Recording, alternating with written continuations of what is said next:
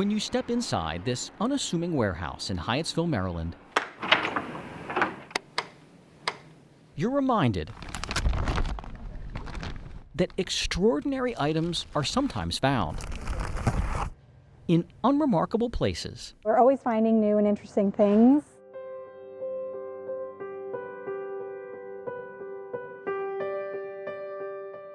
This climate-controlled environment houses millions of treasured artifacts from America's past. This is a Marine Corps hat. Writings, records, and artwork from National Park Service sites in the D.C. region, like Ford's Theater and the Frederick Douglass Estate, are carefully preserved and stored here when not on display. These objects all tell a story, and it's a very powerful experience to work with these objects. But the bulk of this cavernous depository of history was actually amassed by you as a thank you. So everything in these boxes has been left at the wall. What you're seeing is not open to the public. We're out on we call it the floor. It's artifact storage. And the blue boxes that you see right in front of you are where we store the Vietnam collection.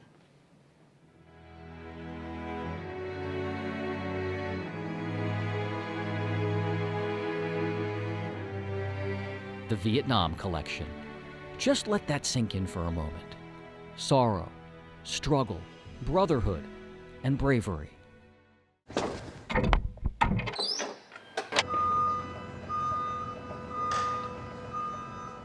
Rows and rows of towering stacks soar nearly to the ceiling here. For more than 30 years, curators and technicians like Janet Donlin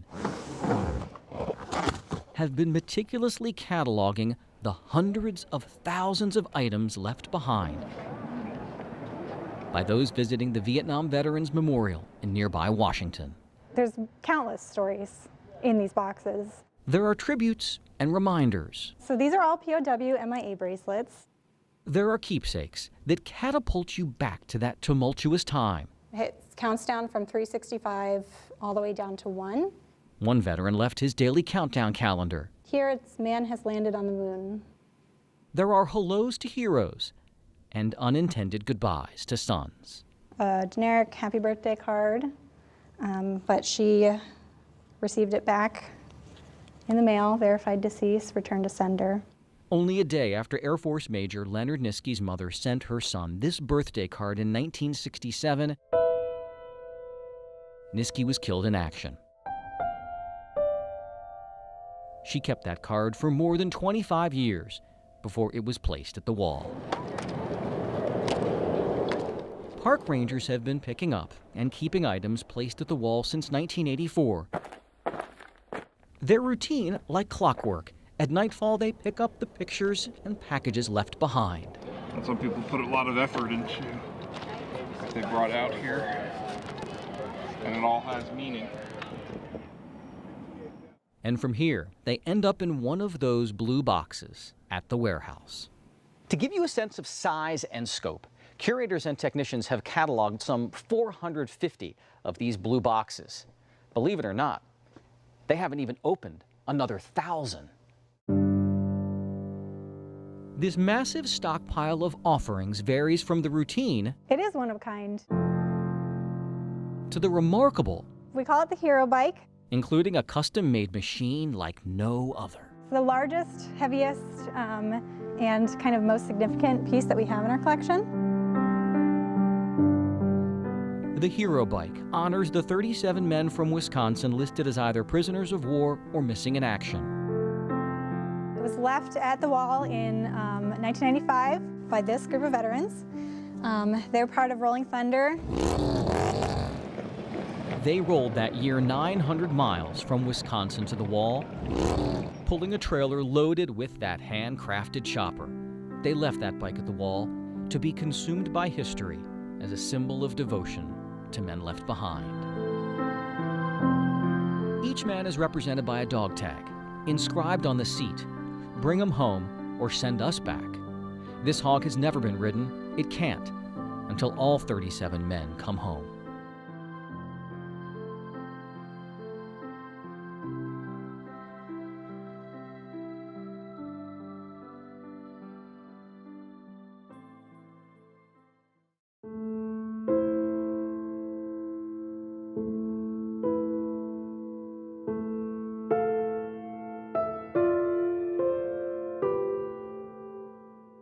There are few places on the American landscape as revered as the Vietnam Veterans Memorial. The wall, simple in its power, is not political. It doesn't need to be. It symbolizes sacrifice. Hiding behind a sloping hillside, this black granite monument, gleaming like a mirror, pays tribute to the more than 58,000 lives lost in a conflict that still haunts a nation. And every year, millions gaze upon the cherished, chiseled names of the fallen. It brings you closer to your lost loved ones. Here, we reflect on a sorrowful past and, for some, a still painful present. You want to go down to the E13 wall? It's become a tradition for Ed Holterman. But this panel right here,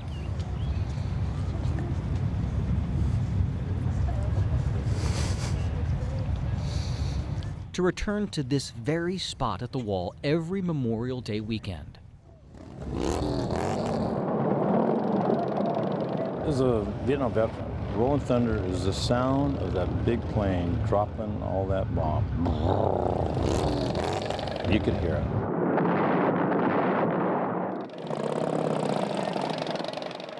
But for nearly 50 years, Holterman could not bear to be here, to walk the cobblestone path, to face an old friend he believes he disappointed so long ago. I knew these guys. The one guy saved my life, and he's here. Holterman says during the war he had too much to drink one night and could not work the next morning. The man who replaced him on that mission was killed. I wanted to say I was sorry. I have had, for all these years, a lot of guilt, a lot of anger, a lot of just general disgusted with myself and everything that happened. Holterman recently left his original Vietnam veteran's ball cap at the wall for that comrade. Well said. To dull a pain that will likely never fully recede.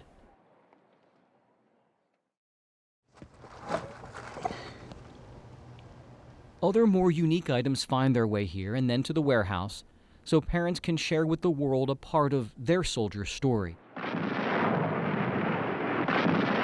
that's far removed from the blood-soaked battlefields of Vietnam. So I cataloged this recently after discovering it in a box, and I thought it was odd because of how heavy the box was, so of course I had to look into it and see what was inside of it. Roller skates, and not just any pair from any body.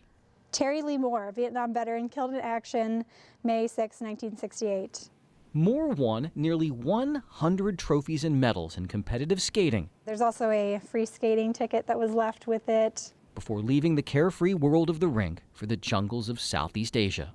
You can look on the wall and see the name, but you don't really know anything about the person until you see the story. It's kind of like piecing together a puzzle.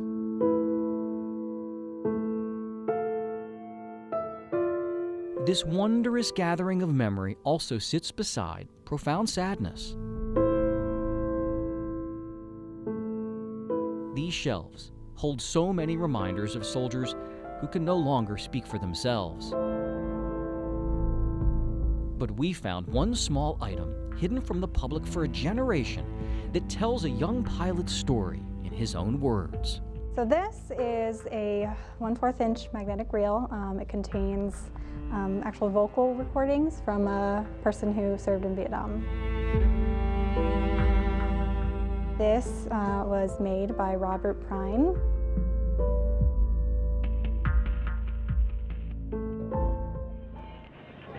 Well, hello. How is every little thing on the home front?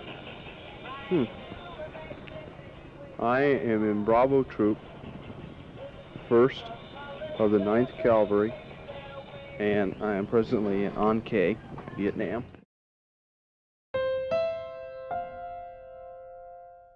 Rob Prine grew up in Daytona Beach, Florida. The ones that are colored are definitely originals. His younger brother Rick says life with Rob, the oldest brother, was never dull. It was a crazy household. There were 6 siblings, And my mother was on her own. She had been divorced. Rick says Rob willingly took on the role of surrogate father in the family, and when war called,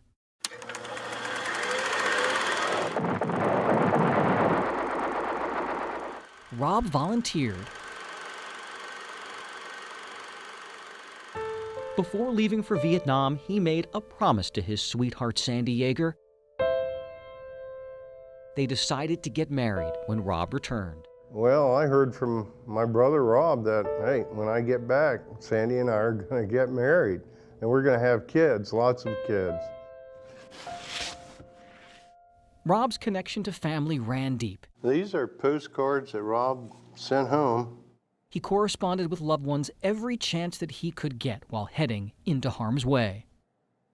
But what Rob Prine shipped stateside next is now a part of our nation's history. He sent it to a Miss Sandra Yeager in Atlanta, Georgia. We actually recently had this digitized, so I was probably the first person to listen to his recording since it was left at the wall in 1989. Prine made reel-to-reel tape recordings while in Vietnam. Well, hello, y'all. I figure I'll send you some words here. It's late January 1968. Prine is based out of An Khê, the largest helicopter base in the world at the time. Hotel 49, looks like that's the landing. An Khê also served as a critical transportation and tactical hub for U.S. military operations. I'll go forward Monday, I believe, either Monday or Tuesday. And that's to our area of operation. And that's where I guess we start the war.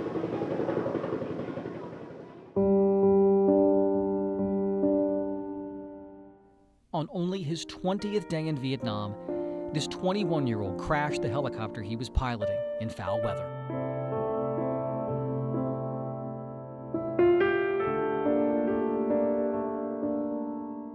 I went ballistic. I could not control myself because he meant so much to me and the rest of the family, and he was gone.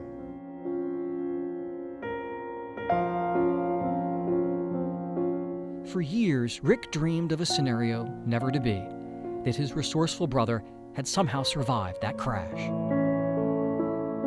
Of course, that didn't happen, but you always want to hope to see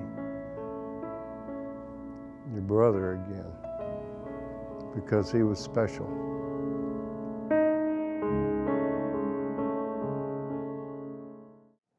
The tapes arrived stateside soon after Rob's death. They loved each other tremendously. I was devastated, but Sandy was doubly devastated by his loss because they loved each other so much. Let you go. Now you lose yourself. Baby, you don't need me, baby. Let you go. Be good, Sandy. I miss you. Bye-bye.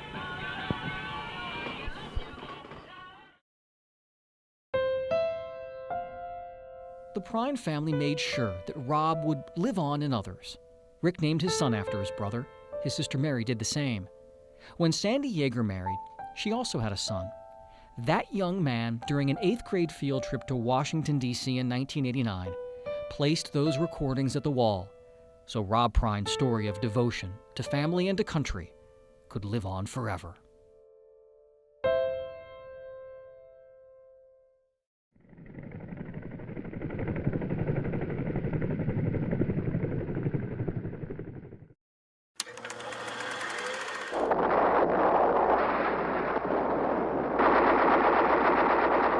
Only 3 days before Rob Prine arrived in Vietnam, the infamous Battle of Khe Sanh erupted to the north.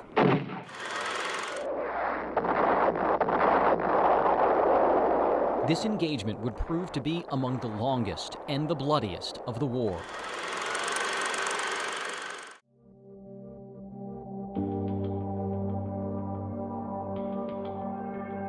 In the first hours of this ferocious siege, 19-year-old Private Jerry Elliott with the 282nd Assault Helicopter Company volunteered for what proved to be a dangerous rescue mission.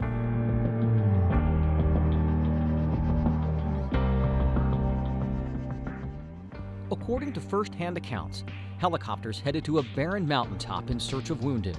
Upon arrival, enemy fire hit the lead chopper, which erupted in flames and crashed.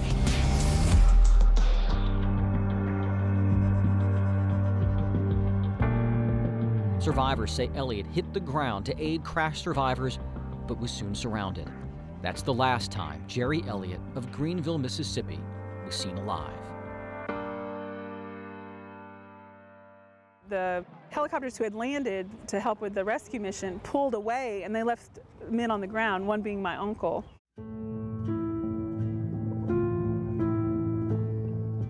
Janet Cilio, Elliott's niece, says when helicopters circled back several minutes later, her uncle had vanished. And everyone was gone. There was no one. The casualties were on the ground. Everyone disappeared. No one knew, where did they go? Where did they go? Cilio, who now lives in Reston, comes often to the wall to pay homage to a man who meant so much to her family. This is an uncle that I've never met, but I absolutely love and adore. I mean, his sacrifice for me, the freedoms that I'm able to experience because his name is on that wall. It's not just a name, it's a person. Someone who people love. And the fact that this is all that we have of him, this is it.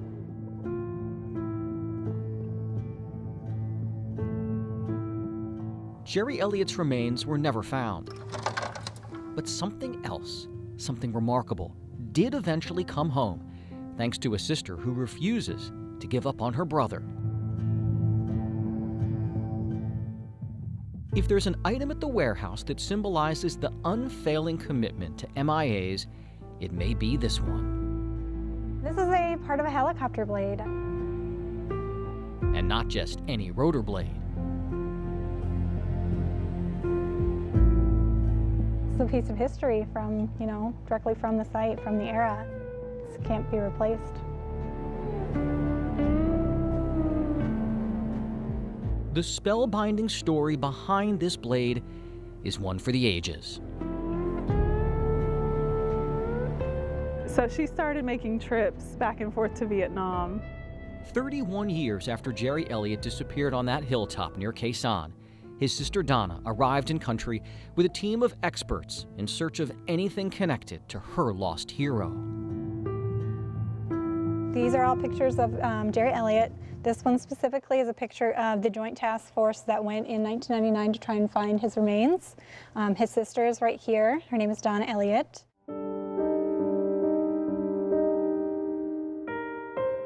While interviewing villagers, they discovered that a farmer years ago had salvaged parts from the very helicopter that crashed moments before Jerry Elliott disappeared.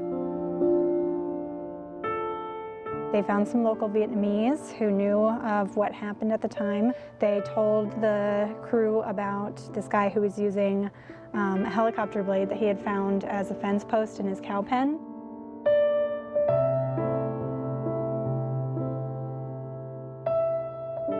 Task force members bartered for that rotor blade and brought it home. On Memorial Day 2000, Donna Elliott and surviving members of that fateful rescue mission came to Washington. They placed that rotor blade in a pine box that was draped in an American flag.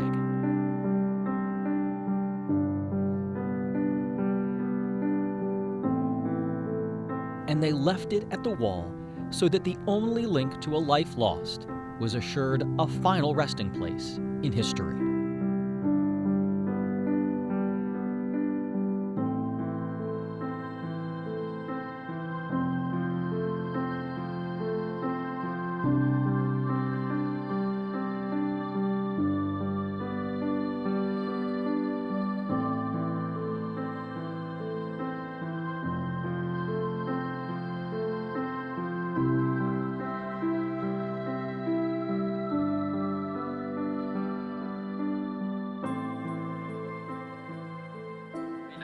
get too steep because we're going to break straight out right over the ocean. Last time I saw this aircraft was crashed in the jungle 46 years ago. Roger. Look up Gary first. Yeah. Done. Alphabetically? Yeah, alphabetically. D-U-B-A-C-H. For Aircraft Commander Walter McNeese and door gunner Ralph Tutrani, their historic trip to the wall. And you know what I've always noticed when you come here? How quiet it is. Yes. Reminds us that with a bit of luck and a lot of faith, Could very well have been our names on that wall. you can begin to heal wounds deep and wide by honoring your fallen brothers in arms. This project has helped me so much with maybe just coming to grips with it.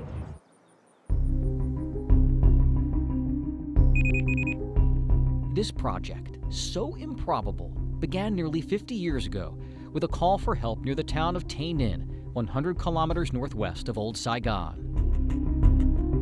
It has a serial number 174, and it was shot down on Valentine's Day in 1969.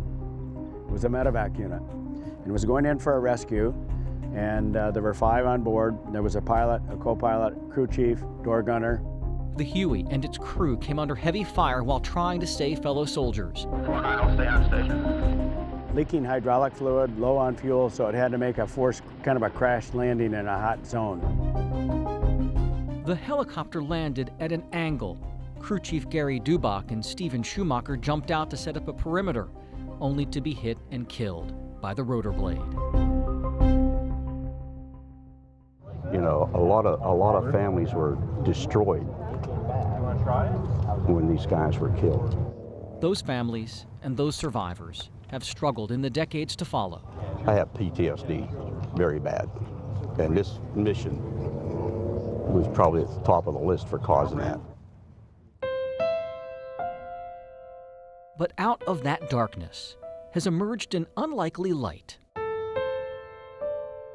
A man connected in no way to that mission recently made an astounding discovery in a remote helicopter boneyard. So we found this at Show Low, Arizona, which is up in the White Mountains of northeast Arizona. Retired Army Sergeant Dave Barron runs a nonprofit that supports combat veterans grappling with PTSD. A couple years ago, Barron searched randomly for a battle-tested helicopter to restore. His idea: rebuild a Vietnam-era Huey in a way that helps combat veterans talk about the silent fight burning inside them. It's more satisfying than I can even describe. Barron determined after months of research that this old helicopter was the very Huey that crashed in Tay Ninh back in '69. He found the relatives of those who died, like Gary Dubach's sister, Carol Hewitt. I never would have thought that I'd see it again or see it at all because it got shot down. I figured it would be in Vietnam. And then Barron, with the help of veterans organizations, tracked down crew members like Ralph Tutrani. I got off the phone, and I turned to my wife and I said, "You're not going to believe this. You're not going to believe what I just got off the phone and listened to." Then renowned artist Steve Maloney went to work, transforming that air ambulance into a spectacular 47-foot-long sculpture designed to inspire dialogue and healing. What were they thinking about? Well, they were thinking about probably most likely their girlfriend or their car or maybe something simple like Mom's apple pie. And they wanted to get out for sure. They wanted to be back home.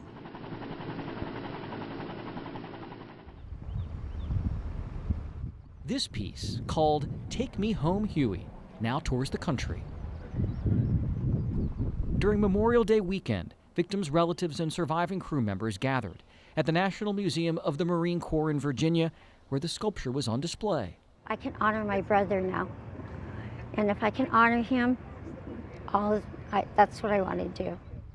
But there would be one last mission on this day to close a significant circle. Maybe this project will say, "You're home now. You can let go."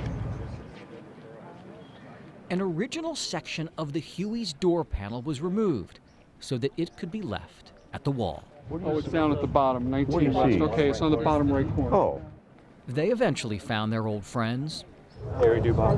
Gary Dubois. During a short ceremony, they presented a part of that Huey to the Sisters of the Fallen. This is the panel of the aircraft that has been restored, and we would like to give it to you ladies in honor and remembrance of Gary and Stephen. And we'd like to go ahead and give this to you now. We're honored to accept this, and I hope it will be a treasure for every name on this wall, because they all gave the same amount as our family members. Right.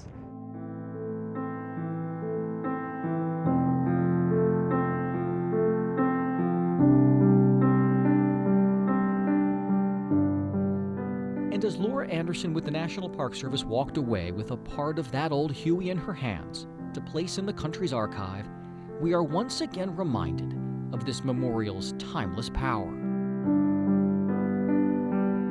I know he's only one on this huge number of people, but I'm just so happy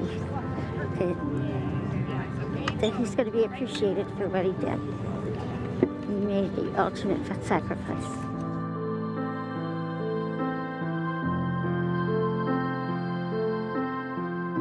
Maybe in a way, the wall is actually a reflection of ourselves, all we've seen and all we've learned in one nation's collective effort to better honor and to better treat the men and women who serve, fight, and die for our freedom.